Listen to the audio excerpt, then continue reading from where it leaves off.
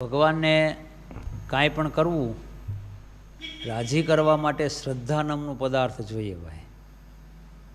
બહુ આપણે લાગે બધાની અંદર મુખ્ય પાયો શેનો છે? શ્રદ્ધાનો. જો હું ઘણીવાર બધાય સાધનના વખાણ કરું, જ્ઞાનના વખાણ કરું, ભક્તિના આવે ત્યારે ભક્તિના આપણે વખાણ કરીએ, ધર્મ આવે ત્યારે શેના વખાણ કરીએ? ધર્મના વખાણ કરીએ, વૈરાગ્ય આવે ત્યારે વૈરાગ્યના વખાણ કરીએ. બધી વસ્તુના વખાણ થાય, પરંતુ તમામનો પગ ને પાયો અને હાલવાનું કે જે કાંઈ પ્રાણગણો એ કોણ છે? શ્રદ્ધા.